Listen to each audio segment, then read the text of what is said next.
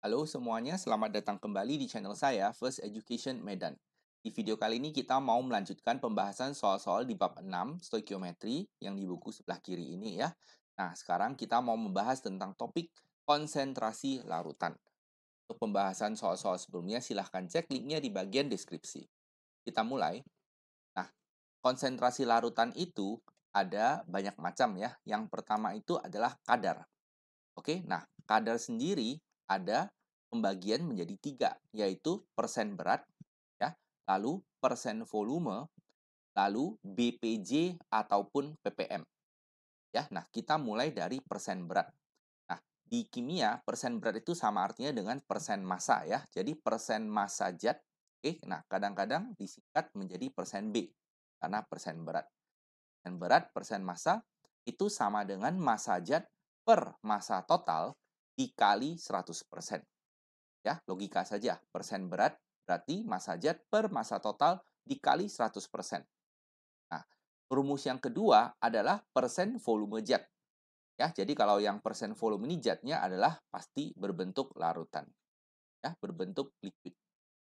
Nah, rumusnya mirip dengan yang tadi persen berat ya. Kalau tadi menggunakan massa, sekarang menggunakan volume. Jadi adalah volume zat per volume total kali 100%. Nah, rumus yang ketiga adalah BPJ ya. Nah, BPJ ini disingkat dari singkatan bagian per tah ya, makanya menjadi BPJ. Nah, atau kadang-kadang ditulis juga sebagai ppm ya, karena dia dari bahasa Inggris, part per million. Oke? Nah, kalau kalian bahasa Indonesia kan itu kan sama artinya dengan bagian per juta. Ya, jadi kita singkat menjadi BPJ atau ppm. Rumusnya menjadi banyak zat per zat total kali 10 pangkat 6. Ya, jadi jutanya itu ini, 10 pangkat 6-nya. Ya, jadi tiga rumus ini tolong dihafal karena nanti kita akan gunakan. Oke. Nah, nomor 62 sebanyak 12,5 gram gula ya. Jadi ini adalah massa zatnya ya, zatnya gula. Nah, dicampur dengan 50 gram air. Oke. Nah, air ini adalah pelarutnya. Oke. Nah, ditanya berapakah kadar gula dalam campuran tersebut. Nah, seperti yang tadi saya bilang, kadar itu kan ada tiga kemungkinan ya. Bisa persen berat, bisa persen volume, bisa BPJ. Nah, kita harus tahu kadar yang di sini maksudnya apa. Yang dimaksud itu adalah persen beratnya. Mengapa? Karena dikasih beratnya, dikasih masanya. Jadi kita tinggal gunakan rumus persen berat. Nah, karena kita maunya yang gula, berarti kita maunya persen berat gula. Nah, sesuai rumus adalah massa gula per massa total kali 100%. Jadi ini massa gulanya, ini massa airnya, jadi kita perlu massa total ya, ditambahkan ini massa totalnya, lalu kita gunakan rumus ya, persen gula adalah massa gulanya ini 12,5 dan per massa total kali 100%. Nah, ini kalian tinggal sederhanakan, ini kan dapatnya atas 1 bawah 5. Nah, lalu 5 kita bisa coret dengan 100, tersisa 20 ya. Maka jawaban akhir adalah 20%. Nomor 63. Berapa gram gula dan air dalam 200 gram larutan gula 5%? Oke, nah ini adalah persen beratnya. Nah, lalu ini 200 gram larutan, nah berarti ini adalah massa totalnya. Nah, sedangkan ditanya gulanya berapa gram dan airnya berapa gram. Nah, jadi kita gunakan saja rumus persen berat. Kita tinggal gunakan saja rumus persen berat untuk gula. Ya, nah jadi rumus persen gula berarti kan gula per total kali 100%. Nah, persen gulanya ini 5%. Jadi kita tulis 5 per 100 di kiri. Nah, massa gulanya kita mau. Massa gula kita mau cari. Nah, massa totalnya sudah dikasih tahu. Ini 200. Jadi gula per 200 kali 100%. Nah, 100% itu kan 1 ya, jadi kita tidak perlu tulis. Nah, selanjutnya ini tinggal disederhanakan, 2 biji nolnya kita coret, lalu 2-nya dikali silang. Oke? Nah, maka kita dapat massa gulanya adalah 10 gram, otomatis massa airnya adalah total 200, kita kurang dengan 10, maka dapat massa airnya adalah 190 gram. Oke? Nah, jadi pertanyaannya terjawab ya, gulanya 10 gram, airnya adalah 190 gram. Oke, kita lanjut. Nomor 64. Berapa gram NaCl dan air yang diperlukan untuk membuat 500 gram larutan NaCl 20%? Nah, ini soal sama persis dengan soal sebelumnya tadi. Ini adalah massa totalnya dan ini adalah persen beratnya. Oke, nah jadi kita masukkan rumus persen berat untuk NaCl, ya, berarti sama dengan massa NaCl per dengan massa total, kita kali dengan 100%. Nah, persen berat dari NaCl-nya adalah 20%, jadi 20 per 100, sedangkan yang atas NaCl-nya kita nggak tahu, nah massa totalnya sudah ada di sini, 500. Ya, nah kita tinggal sederhanakan, nanti dapat massa NaCl-nya ini 5 kali 20 menjadi 100 gram, sehingga massa airnya adalah sisanya, yaitu 500 kurang 100 menjadi 400 gram. Selesai nomor 64. Nah, lanjut, nomor 65. Berapa gram urea yang harus dicampur dengan 100 gram air agar diperoleh larutan urea 10%. Nah, ini persen beratnya ya, 10%, dan ini adalah massa airnya. Sedangkan ini zatnya kita tidak tahu.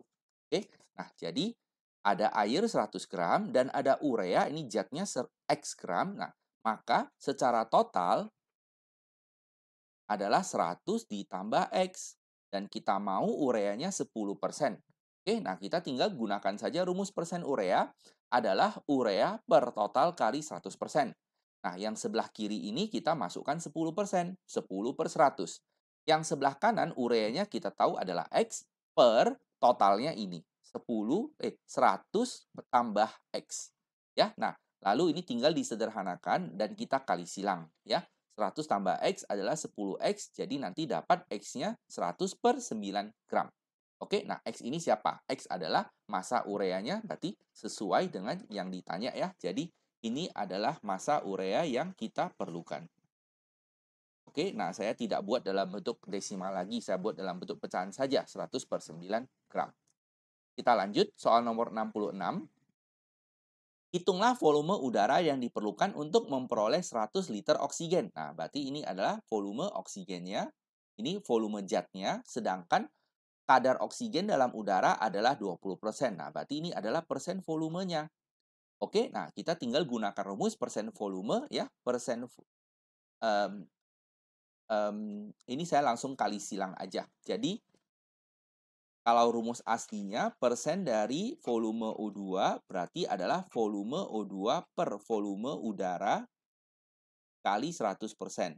Nah, jadi ini kita kali silang aja ke kiri ya, maka dapat volume O2 adalah 20% dari volume udara.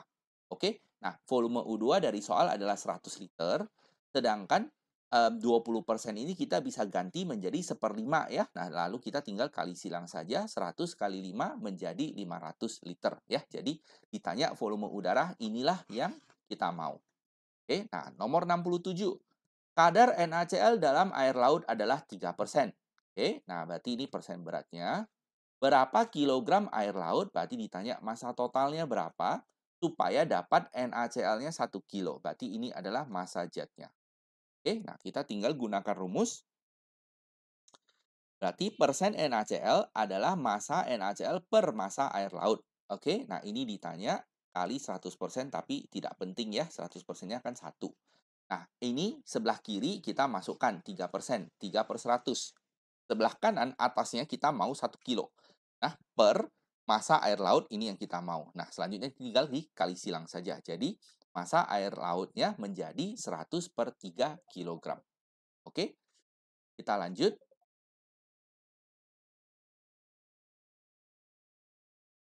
Nomor 68. Ya, berarti sekarang kita belajar tentang konsentrasi larutan, yaitu kemolaran. Ya, jadi konsentrasi larutan itu ada banyak. Tadi kita sudah belajar tentang kadar, sekarang adalah tentang kemolaran. Ya, kemolaran itu lambangnya adalah M. Nah, M itu rumusnya ada banyak ya. Yang pertama adalah N per V. Nah, kita sudah tahu N itu adalah mol, jadi mol zat, sedangkan V itu adalah volume larutan. Ya, V ini adalah volume larutan. Nah, ingat kalau rumus ini V-nya dalam liter. Nah, lalu rumus M ini bisa dipecah ya. N ini bisa dipecah menjadi gram per mr dan per V ini bisa diganti menjadi 1000 per V. Nah, dalam hal ini V-nya harus dalam mililiter.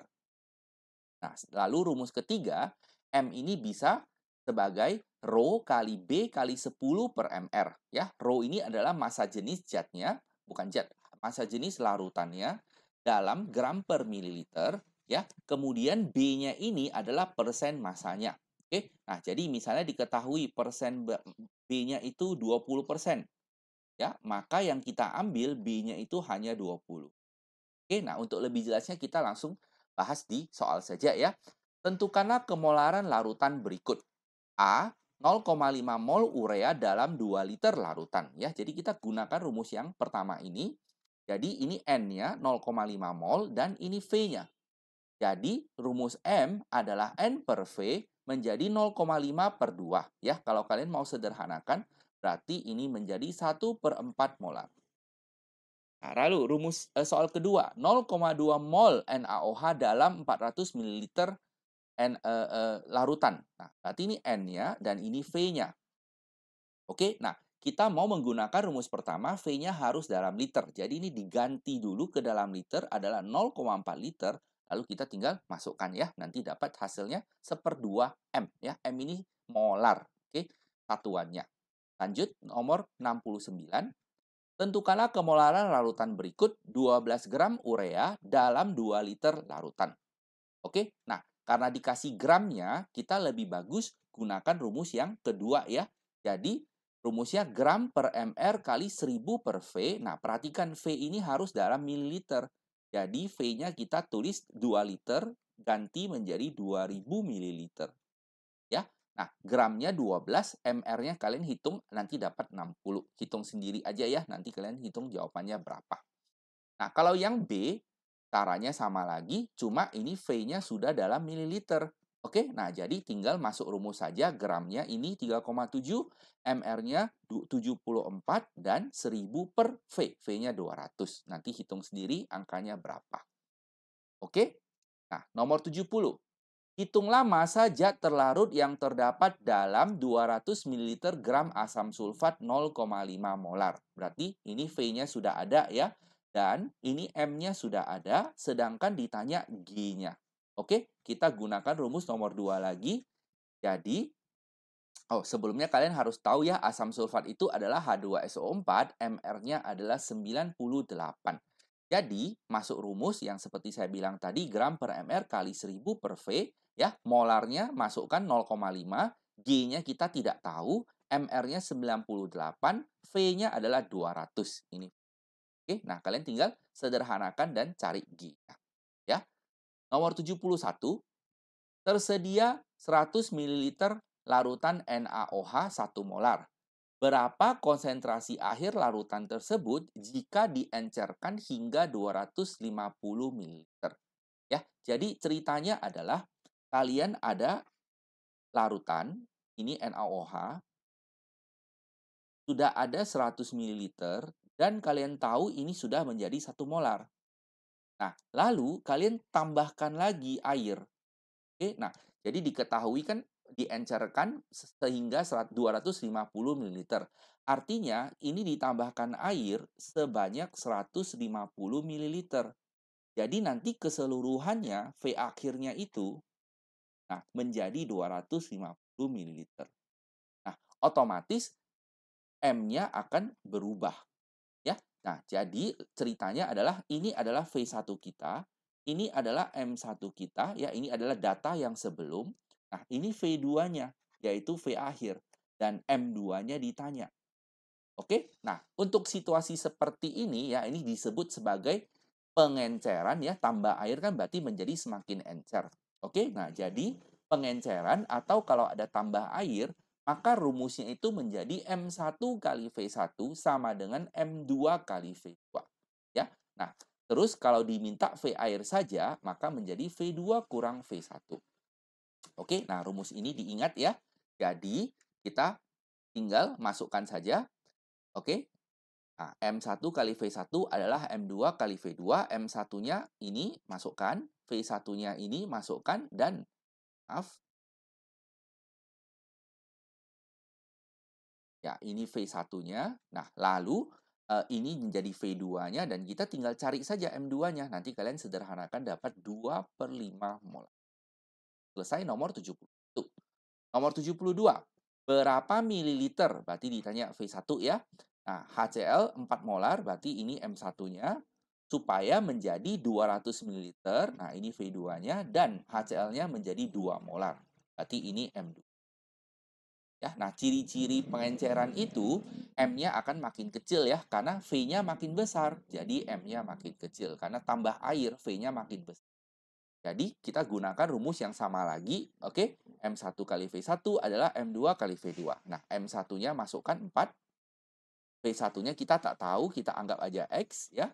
Nah, M2-nya 2, dan V2-nya 200. Nanti kalian dapat X-nya adalah 100 ml, selesai. Oke?